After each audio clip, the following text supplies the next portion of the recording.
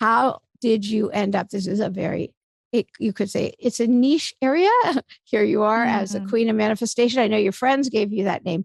How did you end up? So I always was a manifester. I didn't really call it that. I didn't recognize that that was what I was doing, but I saw myself as an artist. And when I was little, I was always a good visual artist. My parents nurtured me. They were amazing parents and nurtured that in me. So I had this feeling of like I can see things in my mind and create them on the physical form as an artist.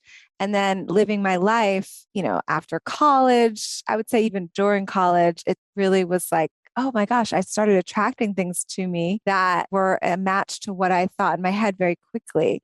And people who I used to admire, like well known visual artists or filmmakers or spiritual leaders, I started meeting them or becoming friends with them and manifested living rent free in Manhattan for 10 years in my apartment. And crazy story that I renovated with my own jacuzzi, bathtub, bathroom and new kitchen, and lived there for 10 years with, all of my 20s, and just so many magical things.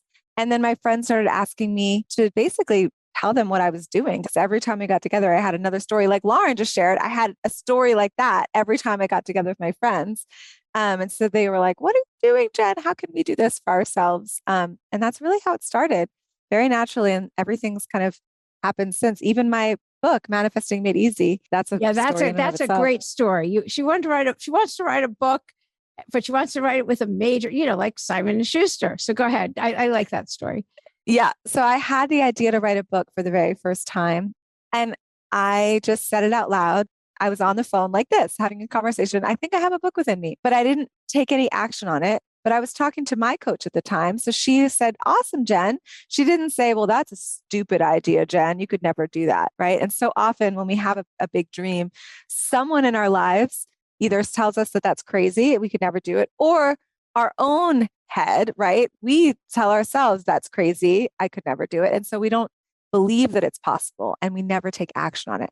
I just had that belief. Okay, I think I'm going to write a book, right? But I didn't take any action on it, but that belief was reinforced. Like, yes, Jen, you can do this, right? And a week later, my dream publishing company was Simon and Schuster. A week later, after just saying out loud, I think I have a book within me, I get an email from a publishing company from like my website contact form. And it was like, Jen, we love your voice on your blog. We'd really love for you to write a book, something like Manifesting Made Easy. And I was thinking, what? This is too synchronistic. Like, this must be too crazy. This has got to be some sort of like scam where they want me to pay them to write a book. But I Googled the publishing house. It was a small publishing house I'd never heard of, titles that I was into. So I agreed to get on the phone with them, and they offered me a paid book deal to write my book. Now, I basically, long story short, I agree to write this book with them. And while I'm writing my book, this small publishing company gets bought by Simon and Schuster. So now I'm a Simon and Schuster published author, and it happened so easy and in a totally different, like roundabout way than you think it has to be, right? So now if you get my book and you see the back and it says simonandschuster.com, my book, when it came out, it was in all the airports and people bought it, everywhere. People have told me, like Target or Costco or Barnes and Noble or Amazon. So it's amazing to see what can happen if you just keep that belief, right? And claim your dream. And I think manifesting is so much more about allowing yourself to believe, right? It's really using your imagination to tap into your intuition, because we're all manifesting whether we realize it or not, right? And it's more about trusting the dream that you really want is actually wanting to come through, and you're receiving the universe's dream for you because we're intuitive, and the way that you tune into your intuition is through your imagination. And most people don't see it that way. They think like, I have to make it happen. Like, I have this idea and I'm manifesting and but really it's more about receiving and trusting and taking aligned action because you trust and expect that it's all going to work out. So it's way easier than most of us are making it out. So how do you allow your dreams to happen? So first, it's just getting really open, and it's almost like giving yourself permission to dream big, not based on your current circumstances. So even Lauren doing this podcast, right? It's like she was day job lawyer, right? This is like complete different, area, right? is starting 52 Weeks of Hope.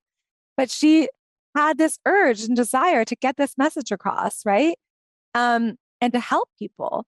And that was bigger, right? So it's like really just opening up to whatever dream is there in your heart. And it might not be related to anything that you're doing. It could be, it might be completely related, right? But it's really opening up to possibility that's not based on your current circumstances. It's not based on who you know or how much money you have or how much time you have. But like, what would I really want to do if I could do anything? And start there. You also talk about not dismissing your ideas. Yeah, it's because I love to think of it as like we're at our favorite restaurant and we're placing our order, right? And the universe is the kitchen. And so if we're at our restaurant and we're placing our order, the kitchen is going to make your food, right? Whatever you order. The universe is a yes universe. It's a mirror to our desires. But we need to place our order in order for it to be received, right? If we're sitting there indecisive, the universe doesn't know what to bring us, right? So it's about deciding what you want and then not being in your head second guessing once you place your order. Okay, so you decided you wanted to get pizza. Feel good about that pizza. Don't second guess. Well, maybe I should have gotten the gluten-free, dairy-free, whatever. Like, that's fine. Like, enjoy the pizza, right? Like, obviously, aside from allergies, but it's like, feel good about whatever you're ordering. Like, and I think so often we're like, am I doing this right? Should I, could I be doing this better? Feel good about whatever you're doing, right? Because manifesting is about a feeling. It's not just about your actions and I'm going to recite these affirmations, but how are you feeling? The affirmations are really there to help you feel. And if you're not feeling it and you're just reciting affirmations, they're not helping you at all. It could actually be making you feel worse because you don't feel it. And you're like, oh, I don't have this. And I'm, feeling so bad about myself. And then how about being clear with what you want? Like, yeah, you talk about that too. So when you place your order, right? So it's feeling good, not second guessing that you made a bad decision, because you can always change your decision, right? You can always make another decision, but you want to see it through to the finish line, right? Until you receive it. And when I talk about the restaurant, I love to talk about ordering the special. Don't just order the same old thing you always order because it's safe, because you like to eat it. We all have our favorite restaurant we go to and the favorite thing on the menu we order all the time. But what if there's a special and it has all of your favorite ingredients, right? That special could totally change your life. And we know this when we step outside our comfort zone, that's when we can experience everything we want. So in order to send a clear message, we want to write out our intentions. And I love doing this. You can write out your intentions anytime. There's no right or wrong. A lot of people think have to do it on a new moon. A new moon is a wonderful time to write out intentions, but it doesn't have to be on a new moon. But traditionally, farmers planted seeds for the best harvest on new moons because it's dark on a new moon. You can't see it. And all new things are created in the darkness.